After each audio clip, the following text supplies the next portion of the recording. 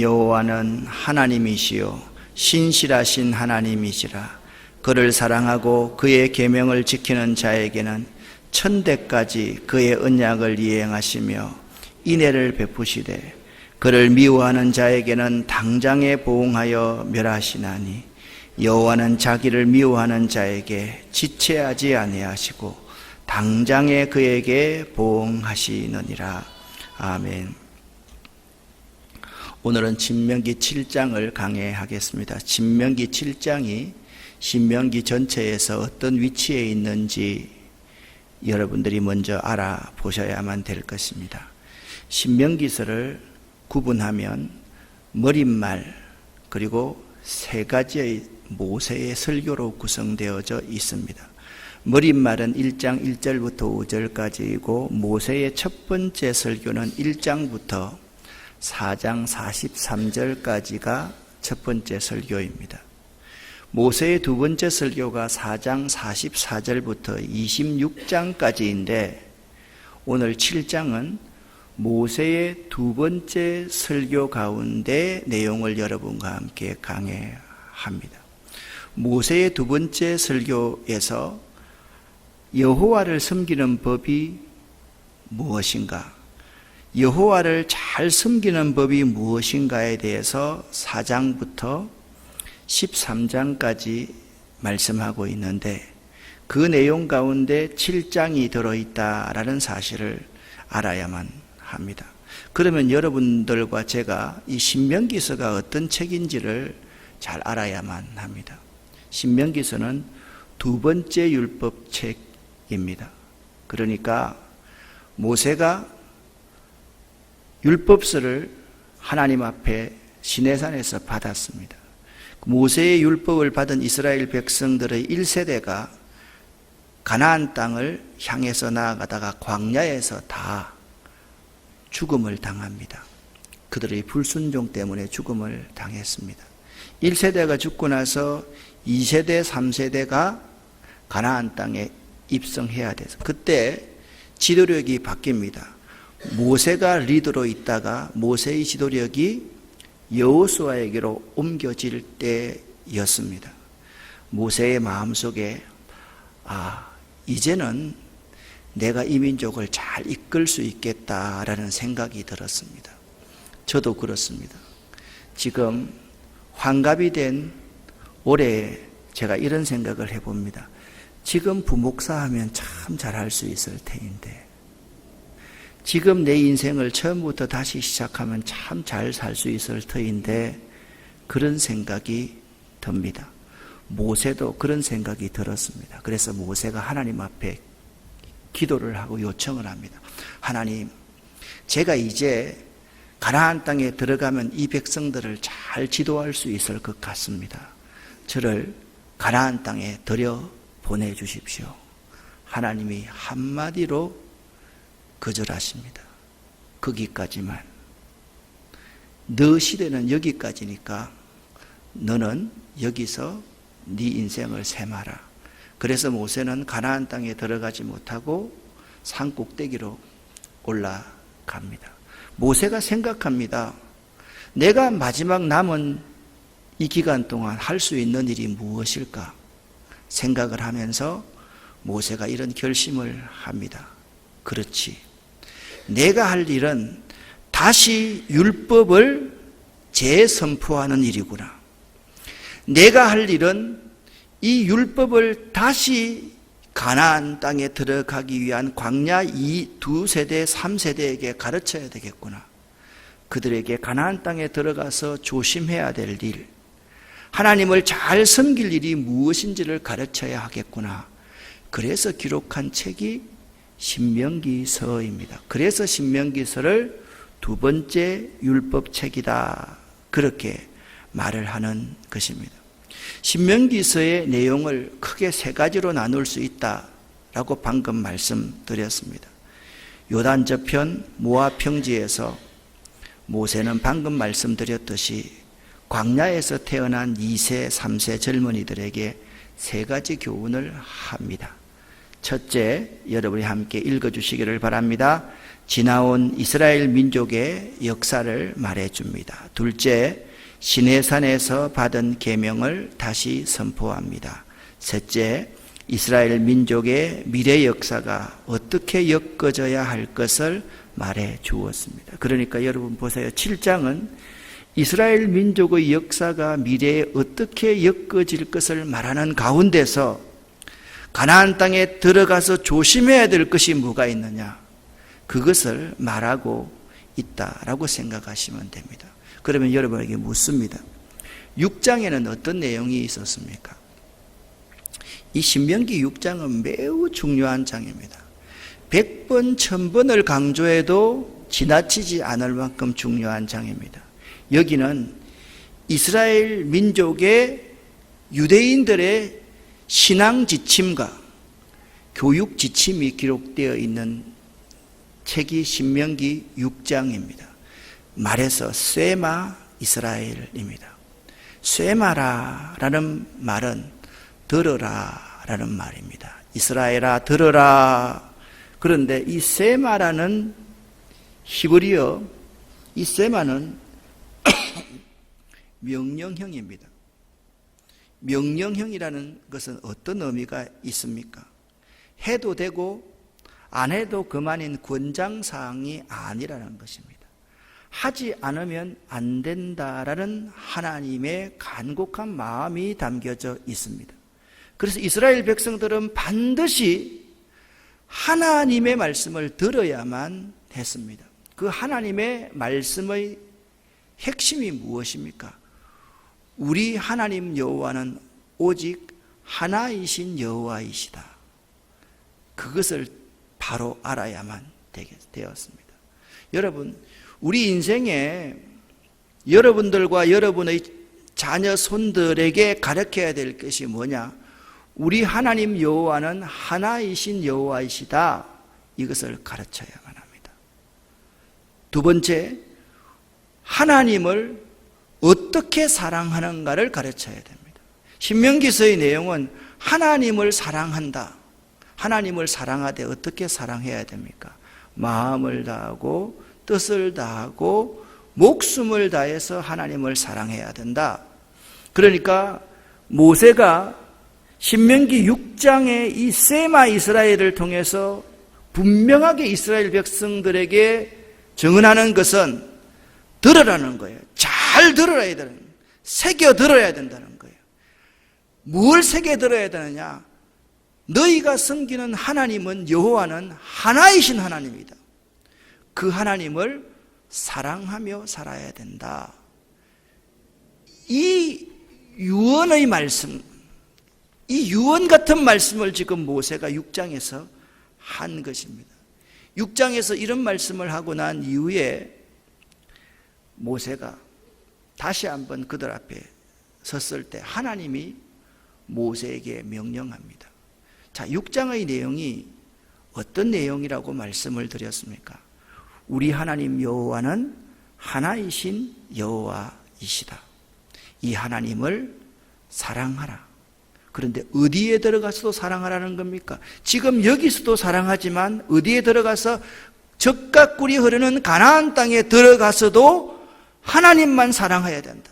젖과 꿀이 흐르는 가나안 땅에 들어가서도 네가 섬기는 하나님이 하나이신 하나님을 고백하고 그 하나님만 사랑해야 된다.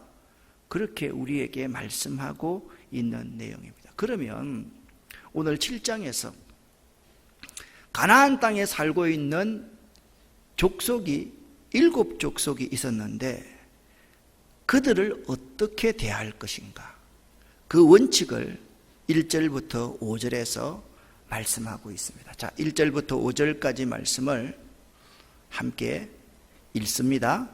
내 하나님 여호와께서 너를 인도하사 내가 가서 차지할 땅으로 들이시고 내 앞에서 여러 민족, 헷 족속과 기르가스 족속과 아모리 족속과 가나안 족속과 브리스 족속과 히 족속과 여부소 족속 곧 너보다 많고 힘이 센 7족속을 쫓아내실 때에 내 하나님 여호와께서 그들을 내게 넘겨 내게 치게 하시리니 그때 너는 그들을 진면할 것이라.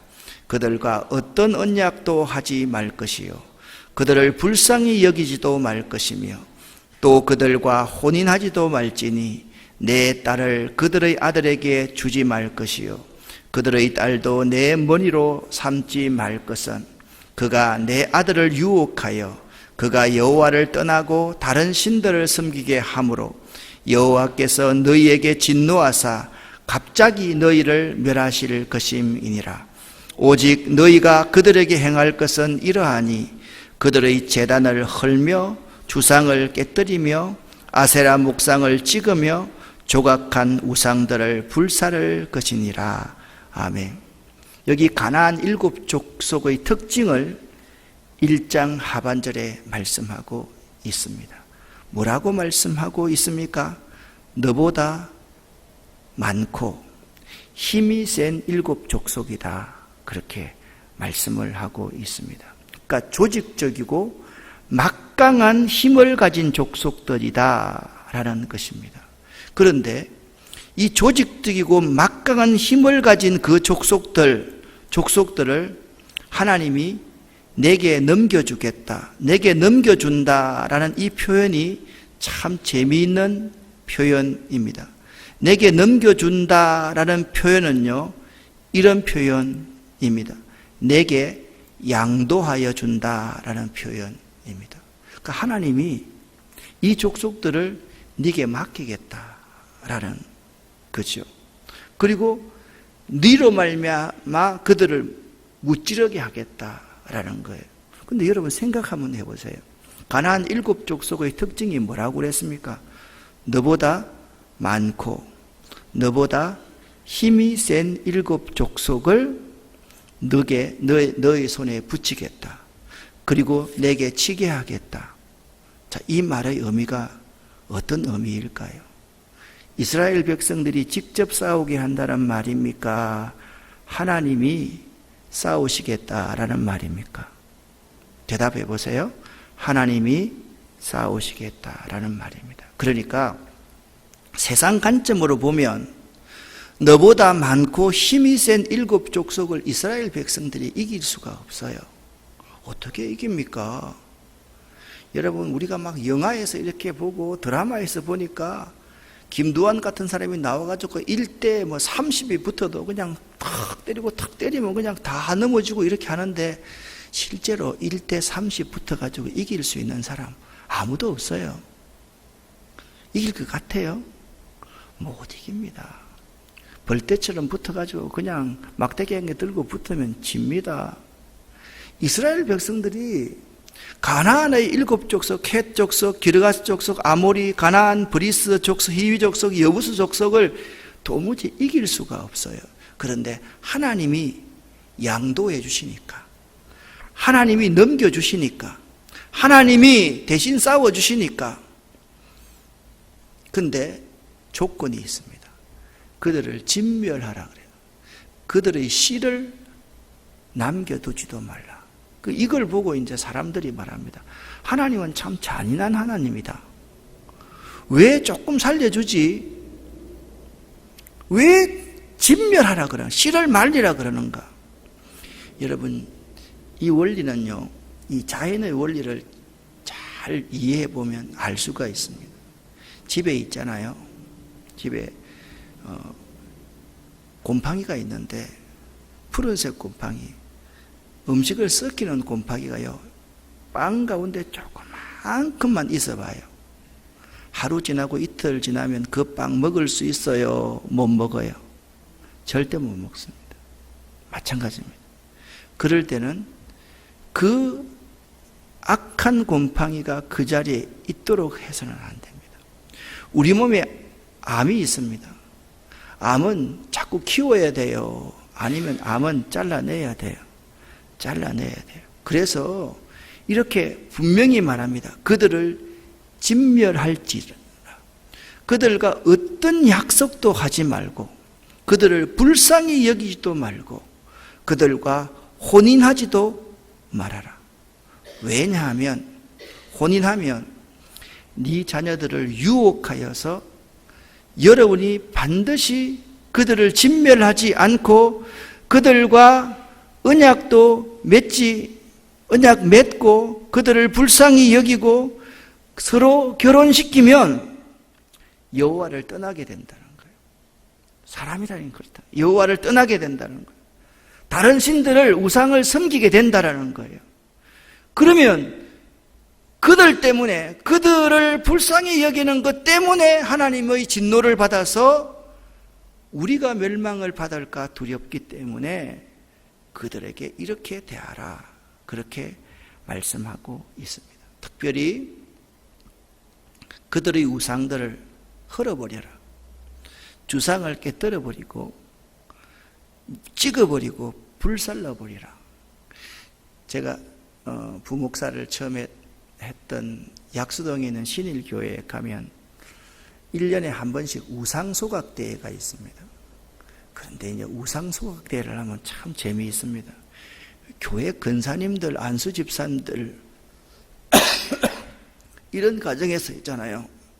부적이 나오고 옛날에 절에서 받았던 게 나오고 막 그렇습니다. 깜짝 놀랍니다. 그런데 그분들이 하시는 말씀이 있습니다. 목사님, 왜요? 이거 놔둬도 아무 일 없지 않아요? 그렇게 대수롭지 않게 생각하는 분도 있습니다. 어떤 분들은요, 실제로 옷에다가 옛날에 부적 붙여놓은 거 있잖아요. 그걸 떼면 무슨 일이 있을까봐 겁이 나서 급신하시 못 떼고 있어가지고 그거 모으면요, 한 덩어리 돼요. 거기는 교인들이 5,000명 되는 교회니까. 그거요, 불태워요. 무서워해요. 사람들이 있잖아요. 이 우상에 대해서 굉장히 인간적으로 생각할 때가 참 많아요. 우상이라는 것은요, 씨를 말려야 되는 거고, 그들과 어떤 약속도 하지 말아야 되고, 그들을 마음으로 불쌍히 여기지도 말아야 돼요. 그걸 알아야 돼요. 여러분, 이단에 빠진 사람들을 우리가 대할 때 보면 참 모질게 대하지 못합니다. 그게 있잖아요. 옛날에 이런 말이 있잖아요. 간다 하다가 애 셋 놓고 못 간다라는 말 봤어요? 오늘 저녁 큰 대국으로 떠나야 되는데 막 어린 부인이 질질 짜고 우는 거예요. 그래, 오늘 밤 하루만 더 자자. 자니까 애가 생겼어. 아이고, 좀 있다가 또 대국으로 가려고 그럽니다. 또 우니까 그래, 또 둘째가 생겼어요. 또 그랬어요. 셋째 생겼어요. 못 가는 거예요. 여러분, 낙타 콧구멍 이야기 들어보셨죠? 광야에 어떤 사람이 낙타를 들고 이렇게 갑니다. 텐트를 치고 낙타를 밖에 놓고 텐트 안에 자고 있는데 갑자기 그냥 막 천둥 번개 같은 소리가 휘 나는 거예요. 보니까 낙타 콧구멍이 텐트 안으로 들어와 있는 거예요. 그 주인이 하는 말이, 탁 때리면서 하는 말이, 야, 네 콧구멍이 왜 여기 들어있냐? 주인님, 콧구멍만 넣읍시다. 콧구멍도 안 됩니까? 그래, 생각해보니까 콧구멍은 용납할 수 있을 것 같아. 조금 있으니까 머리가 쑥 들어와 있어. 탁 때렸더니 하는 말이, 주인님, 머리만요. 그래도 괜찮아. 아직까지 잘 수 있으니까. 조금 있으니까 자기 몸이 반 정도는 텐트에 나와 있고 낙타가 반 차지하고 있더래요. 그래서 또 한 대 탁 때리니까, 주인님, 추워요. 그거 좀 있으니까 자기가 밖에 나와 있고 낙타가 그 안에 들어있더래요. 낙타 콧구멍을 용납하면 결국 주인이 내쫓기는 법이다 라는 점을 알아야 됩니다. 가나안 족속들을 어떻게 대할 것인가? 오늘 분명하게 원칙을 정해놓고 있습니다. 그렇다고 한다면 하나님이 택하신 성민 또는 선민으로서 우리가 할 일은 무엇인가?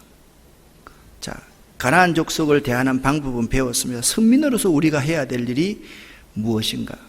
6절부터 11절까지 말씀을 읽는데 다 읽지 말고 일단 11절 말씀부터 먼저, 11절이 답입니다. 같이 읽겠습니다. 그런즉 너는 오늘 내가 내게 명하는 명령과 규례와 법도를 지켜 행할지니라. 아멘. 그러니까 가나안 땅에 있는 사람들을 대할 때 하나님의 택함을 입은 성민으로서, 선민으로서 우리가 할 일이 무엇인가? 하나님이 모세를 통해서 명령하시는 명령과 규례와 법도를 지켜 행해야 된다. 그렇게 말씀하고 있는 거예요. 그러면서 이제 질문을 합니다. 하나님이 이스라엘을 선택하신 이유가 무엇입니까? 무엇입니까?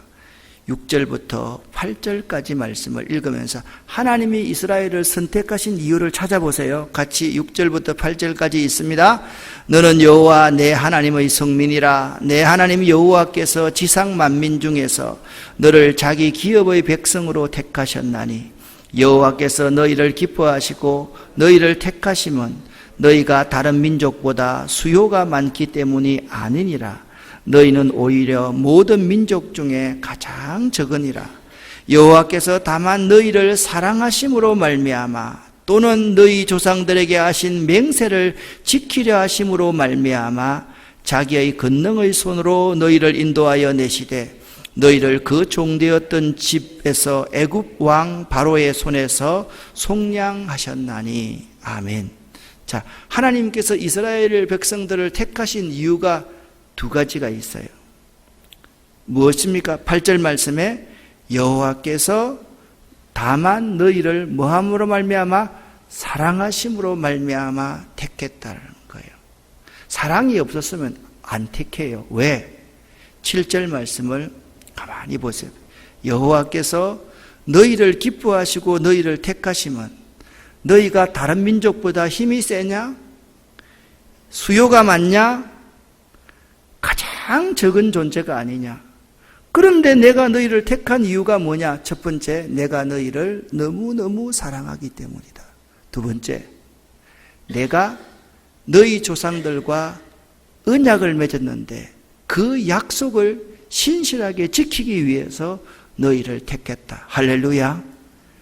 하나님이 여러분과 저를 택한 이유가 무엇일까요? 똑똑해서? 여러분과 제가 똑똑해서 택했을까요? 여러분과 제가 돈이 많아서 택했을까요? 인물이 이뻐서 택했을까요? 하나님이 여러분과 저를 보실 때 어떻게 보시겠어요? 어떻게 보시겠어요? 사랑의 눈으로 보는 거예요. 하나님 사랑의 눈으로 너를 어느 때나 바라보시고, 사랑의 눈으로 보면 있잖아요, 수요가 많고 적음으로 보이지 않아요. 강하나 약하나로 보이지 않아요. 크냐 적으냐로 보이지 않아요. 사랑의 눈으로 보면 있잖아요, 그냥 도와주고 싶은 거예요. 구속하고 싶은 거예요. 속량하고 싶은 거예요. 두 번째, 무엇 때문에 우리를 속량했나요? 하나님이 약속하신 거예요. 뭘 약속했어요? 예수 믿으면, 예수의 보혈을 믿으면 구원하겠다, 인도하겠다, 보호하겠다, 하나님이 약속했기 때문에 여러분과 저를 택하셨음을 믿으시기를 예수 이름으로 간절히 축원합니다.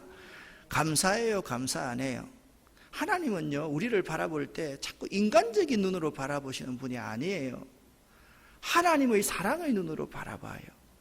하나님께서 아브라함과 이삭과 야곱과 약속하신 그 언약의 백성의 눈으로 우리를 바라본다는 거예요. 그래서 여러분과 제가 여기 있는 거고 이스라엘 백성들이 거기 있는 거예요. 그러면 여러분과 제가 교만할 수 있는 조건이 하나라도 있어요, 없어요? 대답이 있어요, 없어요? 없어요, 그죠? 근데 왜 교만합니까, 우리가? 참 우리가 어리석은 사람이에요. 여기 보세요. 하나님께서 너희를 기뻐하시고라는 거예요. 이 기뻐한다는 것은 뭐냐면, 그냥 여러분들 자녀들 보면 괜히 좋잖아요. 그냥 여러분 손주들 보면 입이 이렇게 괜히 찢어지잖아요. 나는 찢어지니까 별로 멋있지 않. 요즘에 우리 목사님들 단톡에 들어가면 난 싫어 죽겠어요. 예? 사진을 뜨고 올리는 거예요. 손주를 낳아보지 않는 사람과는 목회를 논하지 말라. 오늘도 또 올리는 거예요. 내가 대꾸도 하나도 안 했어요. 그냥 저거는 뭐 날마다. 그런데 그분들이 보면 그냥 손주 사진만 자꾸 올리는 거예요. 아니 내가 자기 핸드폰 보고 싶다 그랬어. 핸드폰만 보면 해가지고 이거 봐라고. 그럼 누구 사진일까요? 손주 사진이야. 그게 기뻐하시고 그런 뜻이에요. 보기만 보면 좋아서 견딜 수 없는 거야. 여러분 손주가 있는 사람들 이 말이 무슨 말씀인지 아시겠죠? 여호와께서 너희를 기뻐하시고 너희를 택하신 이유는 뭐냐? 너희가 잘나서 택한 게 아니라는 거예요. 사랑하시기 때문에 택했다는 거예요. 하나님께서 예수 그리스도를 통해 약속하신 그 약속 때문에 우리를 택하셨다. 그렇게 말씀하고 있어요. 그러면 우리가 분명히 알아야 될 것이 하나 있습니다. 9절 말씀입니다. 우리가 분명히 알아야 될 게 있습니다. 9절 같이 읽습니다. 그런즉 너는 알라 오직 내 하나님 여호와는 하나님이시요 신실하신 하나님이시라. 그를 사랑하고 그의 계명을 지키는 자에게는 천대까지 그의 언약을 이행하시며 인애를 베푸시되. 아멘. 우리가 알아야 될 게 있어요. 하나님이 어떤 분이냐? 여호와는 하나님이시라는 거예요. 근데 하나님인데 하나님은 한 번 약속하시면 신실하게 지키는 하나님이라. 그러니까 여호와는 하나님이라는 그 말은 뭐냐면 하나님은 우리를 사랑하신다는 거예요. 하나님이 한 번 약속하신 것은 끝까지 지킨다는 거예요. 우리는 그러잖아요. 아이들이 말 안 들으면 어떻게 해요? 너 저번에 그러더니 또 그런다고 자꾸 벌을 가산해서 주려고 그러잖아요. 하나님은요, 우리가 잘못했을 때 가산점을 주지 않는 분이에요. 용서하면 하면 끝나는 거야. 지금 이 순간만 보는 거야. 그게 하나님이에요. 그래서 하나님은요, 여러분을 사랑하십니다. 하나님은 여러분을 통해서 놀라운 계획을 가지고 계십니다. 하나님은요, 신실하신 하나님이에요. 그래서 우리가 하나님을 알아야 되는데 그 하나님은 나를 사랑하시는 분이고 하나님은 약속 한번 하시면 우리가 아무리 약속을 1000번, 100번, 10,000번 어긴다 할지라도 그 약속을 하나님 관점에서 신실하게 지키시는 분이라는 거예요. 할렐루야. 그걸 우리가 알아라는 거예요. 그래서 하나님이 이렇게 말씀하고 있습니다. 하나님을 사랑하고 하나님의 계명을 지키는 자에게는 천대까지 그의 언약을 이행하시며 사랑과 은혜를 베푸시는 분이다. 그렇게 말씀하고 있습니다. 여러분, 천대면 어느 정도 될까요? 한 제너레이션이 50년이라고 하면 생각을 한번 해보세요. 5만 년 동안 우리를 사랑한대요. 그럼 얼마만큼 하나님이 사랑하는 거예요? 하나님은 우리를 무한히 사랑하시는 분이에요. 그리고 우리에게 사랑과 은혜를 베푸시는 하나님이다. 그러면 하나님의 계명을 지킬 때 우리가 어떤 복을 받느냐? 하나님의 계명을 지키면 이런 복을 받는데 12절부터 15절까지 4가지 복이 나와 있어요. 자, 아래에 1번부터 4번까지 첫 번째 어떤 복입니까?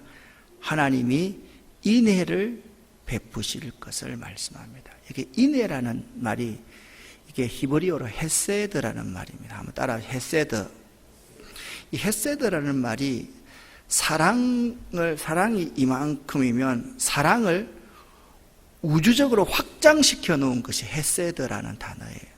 그 헤세드라는 히브리어 단어는 인자, 은혜, 은총, 긍휼, 자비 등의 뜻을 가지고 있는 것이 헤세드입니다. 그래서 하나님이 자기 백성과 맺는 언약을 기억하시고 그 언약에 근거하여 자기 백성에게 베풀어 주시는 온갖 긍휼과 친절, 풍성한 은혜와 축복을 토탈해서 헤세드라고 그렇게 말해요. 인애를 베푸신다라는 거예요. 그러니까 하나님은 자꾸 주고 싶은 거예요. 주고 싶은 거예요. 여러분, 사람이 사람을 사랑하면요, 여러분이 여러분 자녀 중에 특별히 막내 같은 사랑하거나 손주들을 사랑하면 있잖아요. 자꾸 만나면 뭐가 주고 싶잖아요. 안 그래요? 만나면 뺏고 싶은 사람. 뺏어 먹고 싶어요? 아니잖아요. 내가 굶어도 주고 싶잖아요. 그게 하나님의 인내하는 마음이에요. 갖가지. 밉상 부려도 주어받고 싶지 않고 밉상 뿌리는 게 이쁜 거야. 바지에 오줌을 싸면 오줌 산 게 이쁜 거야. 똥을 싸면 똥 산 게 이쁜 거야. 그거 경험해 봤어요? 그게 인애예요, 인애. 두 번째, 하나님의 계명을 지킬 때 어떤 복을 주시나? 번성케 하신다. 세 번째, 물질적인 부유를 누리게 하신다. 네 번째, 건강의 복을 주신다. 그렇게 말씀하고 있어요. 그러니까 이스라엘 백성들에게 하나님은 네 가지 복을 주시는 거예요. 하나님의 인애의 복을 주시고, 번성케 하시고, 물질적인 복을 주시고, 건강의 복을 주신다. 그 번성케 한다는 것은 자녀의 복을 주신다라는 그러한 것 아닙니까? 그래서 여러분, 이렇게 구약 성경을 보면 복이라는 게 세 가지예요. 첫 번째는 하나님이 복이고요. 두 번째, 번성하는 것, 번식하는 것. 사람의 인원수가 많아지는 게 복이고요. 세 번째, 땅을 차지하는 게 복이에요. 그래서 여러분, 하나님이 복이고요. 자녀손들이 번성하면 복이고요. 땅을 차지하는 것이 복이에요. 하나님이 이런 복을 우리에게 주시겠다는, 어떤 사람에게요? 하나님의 계명을 잘 지키는 사람에게. 지금 어디서 하고 있는 말이에요? 예?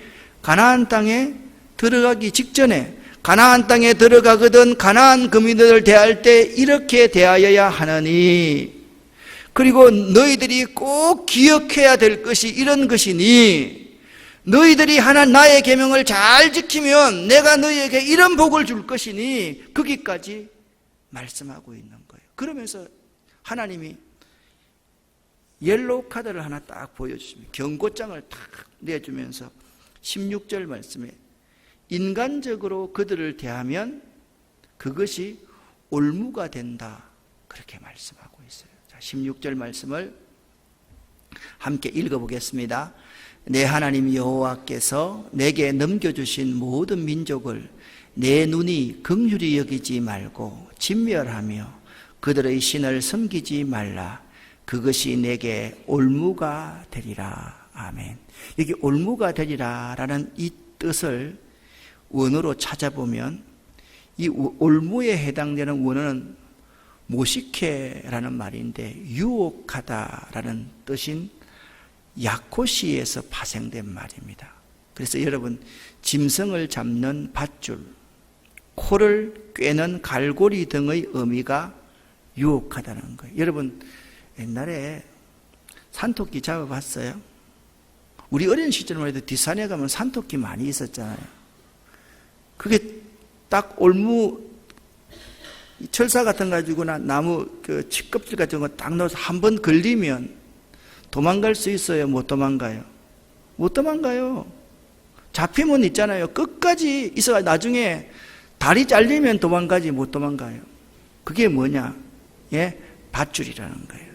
한번 코에 갈고리로 탁 꿰면 절대로 못 다. 그러니까 여기 올무라는 말은 낚시 바늘과 똑같은 거예요. 한번 물면 아무리 큰 놈도 빠져나가지 못하는 것이 올무라는 거예요. 그래서 내 하나님 여호와께서 내게 주신 모든 민족을 네 눈이 긍휼히 여기고 진밀하지 아니하면 그것이 올무가 되어서 네가 그들에게 잡혀서 먹힐 것이다. 하나님이 그렇게 말씀하고 있는 거예요. 여러분, 정말 우리가 악은 모양이라도 버리라라는 말이 이런 의미다라는 것을 알아야 됩니다. 여러분, 우리 인간적인 눈으로 바라보는 것이 나에게 덫이 된다라는 것을 알아야 돼요. 덫이 됩니다. 그걸 명심해야 됩니다. 그리고서 또 한 가지 하나님이 말씀을 합니다. 17절 말씀을 같이 한번, 좀 성경 구절이 많아가지고 포인트를 좀 작게 하니까 잘 안 보입니다. 젊은 분들만 좀 크게 읽어 주십시오. 같이 17절 읽습니다. 내가 혹시 심중에 이르기를 이 민족들이 나보다 많으니 내가 어찌 그를 쫓아낼 수 있으리요 하리마는. 그러니까 그들이 의심이 생기는 거예요. 아니, 이 민족들이 나보다 많고 힘이 강한데 내가 어찌 쫓아낼 수 있겠습니까? 라는 의심이 들 수 있다라는 거죠. 그럴 때 어떻게 해야만 되는가? 18절 말씀, 19절 말씀에 보니까 노란색 말이 있습니다. 잘 기억하되, 기억하라는 거예요. 뭘 기억하라는 거예요? 하나님이 여러분의 조상들에게 애굽에서 행하신 그 놀라운 전능하신 하나님의 그 이적을 잘 기억하되 잘 기억하라는 거예요. 그러면 여러분 한번 묻습니다. 이스라엘 백성들이 세계 최강의 바로의 군대에 도망올 수 있었겠습니까? 없었겠습니까? 도무지 도망할 수 없지요. 그걸요, 성경은 이렇게 말합니다. 하나님이 독수리의 날개로 이스라엘 백성들을 업어서 광야로 이송해 주셨다. 그렇게 성경은 표현하고 있습니다. 참 기가 막힌 표현이 있잖아요. 그래서 여러분, 세계 최강의 파라오에게도 하나님이 이스라엘 백성들을 구원하셨는데 가나안의 이 7 족속 정도가 하나님에게 잽이 되겠느냐? 그 말씀을 지금 하고 있는 거예요. 그래서 계속해서 이 17절부터 26절까지에서 주제가 되는 주어는 뭐냐면 내 하나님 여호와께서 너희의 하나님 여호와 곧 크고 두려운 하나님이 너희 중에 계심이니라. 내 하나님 여호와께서 하시면 이 일은 능히 하실 수가 있다. 할렐루야. 그렇게 말씀하고 있는 거예요. 여러분과 저도 마찬가지예요. 우리가 인생을 살면서 이 민족들이 나보다 많으니 내가 어찌 그들을 쫓아낼 수 있으리요? 내가 어떻게 성공할 수 있으리요? 내가 어떻게 잘 될 수 있으리요? 내가 어떻게 이 어려움에서 어려움을 돌파할 수 있으리요? 그런 생각, 그런 의심이 들 때가 많이 있을 겁니다. 여러분 스스로를 보면 그들 앞에 나는 메뚜기같이 작은 존재로 보일 겁니다. 그런데 하나님의 눈으로 보면 그들은 우리의 밥입니다 라고 고백하게 될 것입니다. 여러분, 인간적인 눈으로 나를 볼 것인가? 하나님의 눈으로 나를 볼 것인가? 이것이 믿음의 차이입니다. 가데스 바네아에서 이스라엘 백성들이 가슴을 치면서 평생 후회할 수밖에 없었던 것이 뭐냐? 인간적인 눈으로 이 세상을 바라보고 인간적인 눈으로 적들을 바라볼 것인가? 아니면 하나님의 눈으로 이 세상을 바라보고 하나님의 눈으로 적들을 바라볼 것인가? 그 차이가 엄청나게 큰 차이라는 거예요. 여러분, 하나님의 눈으로 여러분에게 닥쳐있는 고난과 역경과 현실을 바라볼 수 있기를 예수 이름으로 간절히 축원합니다. 그러면 물어보겠습니다. 돈 많이 있는 사람이 천국 갑니까? 돈 작게 있는 사람이 천국 갑니까? 이렇게 물어보면 틀렸잖아요. 돈 많이 있는 사람은 지옥 가고 돈 작게 있는 사람은 천국 간다. 이런 관점을 가지고 있는 사람들은 기독교인이 아니고 그런 사람들은 공산주의자, 사회주의자들이 그런 거예요. 그런 사람들은 항상 많이 가진 놈들은 나쁜 놈이니까 뺏어야 되고 작게 가진 사람한테 나누어 줘야 된다 생각을 하잖아요. 정말 중요한 것은 이겁니다. 하나님의 눈으로 현실을 바라보느냐, 인간적인 눈으로 현실을 바라보느냐, 그 차이가 믿음 있는 사람이냐, 믿음 없는 사람인가의 차이라는 거예요. 하나님이요, 하나님 우리를 너무 사랑해요. 제가 한번 물어볼 테니까 대답을 해보세요. 하나님이 들어가 가지고 일거에 가나안의 7 족속들을 다 몰아내 주신다. 1번, 하나님이 조금씩 가나안 7 족속들을 몰아내 주신다. 2번, 제 답은 항상 2번이라 그랬죠. 예, 김정아 집사님 어머니를 오늘 처음 봐서 그런데 항상 2번이에요. 하나님 보세요. 22절 말씀을 보십시오. 내 하나님 여호와께서 이 민족들을 내 앞에서 뭐요? 조금씩, 이럴 때는 조금씩을 한 3번 읽는 거예요. 조금씩 조그만큼씩 쫓아내시리니. 그 다음에 24절 말씀은 네가 마침내 그들을 진멸하리라.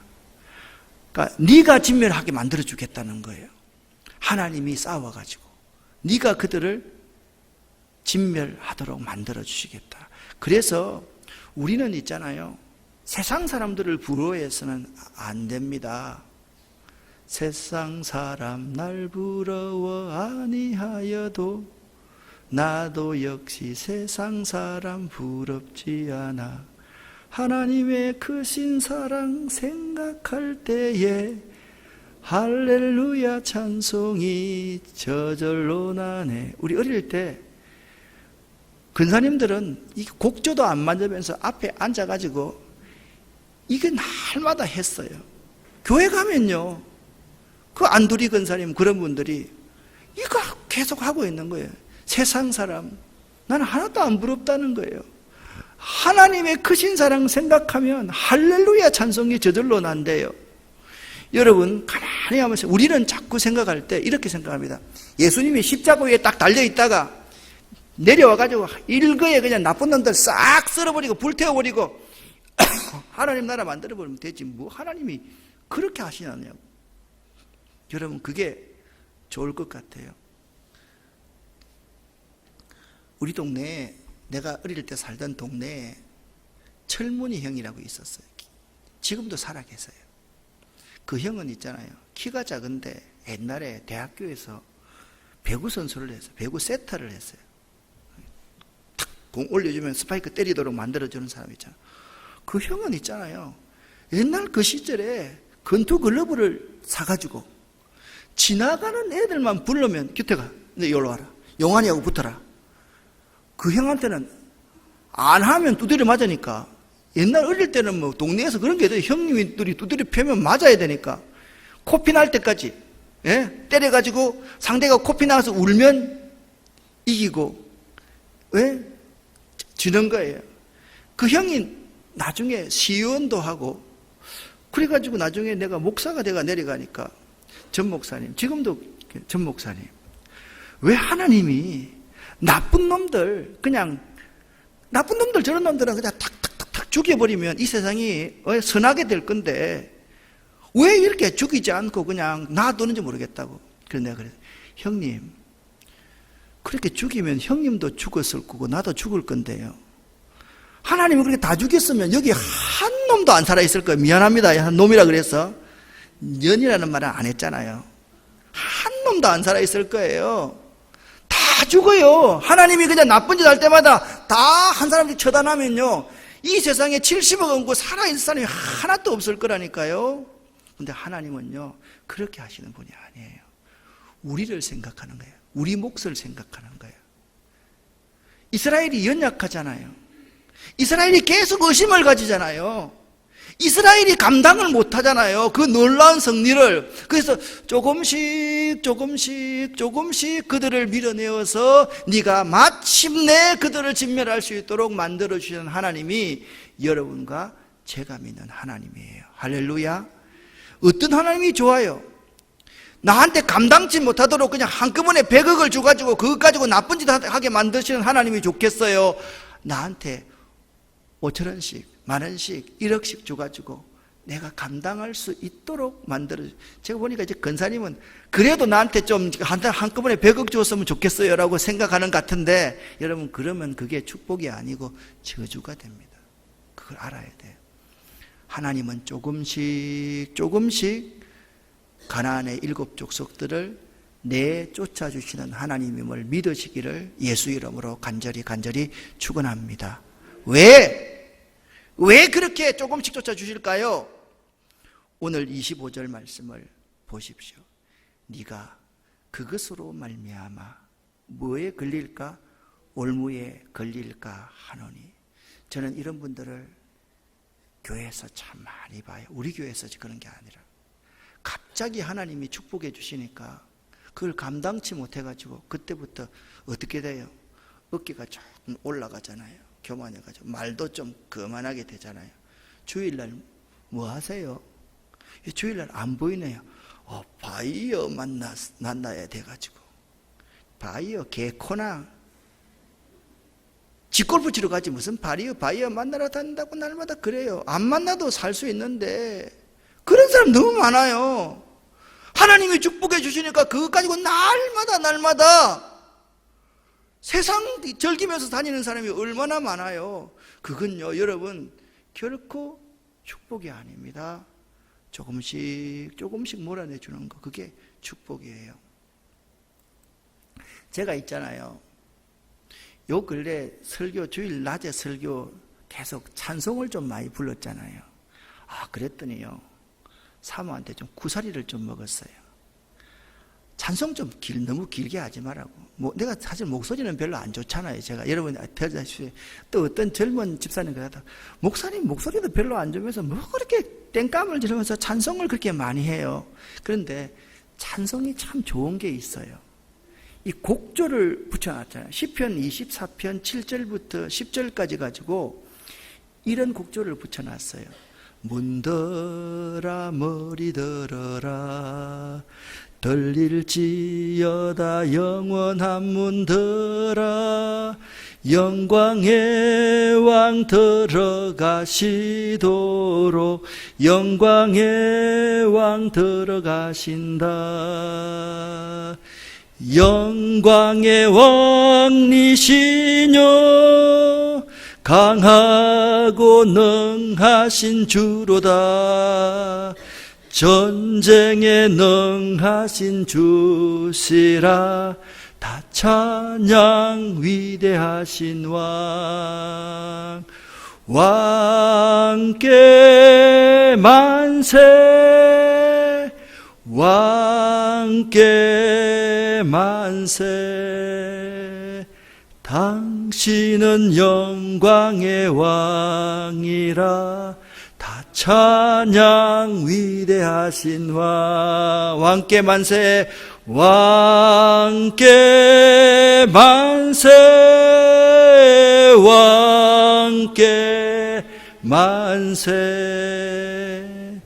당신은 영광의 왕이라.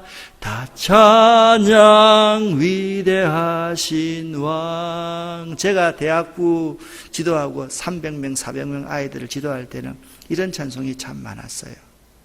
그때 86학번, 87학번, 88학번, 92학번까지 이런 애들 할 때요, 이게 성경에 곡을 붙인 찬양들을 그렇게 많이 불렀어요. 그때 제가 그 아이들과 함께 정말 눈물 흘리면서 같이 부르던 노래예요. 문들아 너희 머리를 들지어다 영원한 문들아 들릴지어다 영광의 왕이 들어가시로다. 영광의 왕이 누구시냐? 강하고 능하신 여호와시요 전쟁에 능하신 여호와이시로다. 전쟁에 능하신 주시라. 다 찬양 위대하신 왕. 사랑하는 여러분, 우리가 싸우려고 하면 실패합니다. 하나님이 싸우시도록 맡기시는 여러분 될 수 있기를 예수 이름으로 간절히 축원합니다.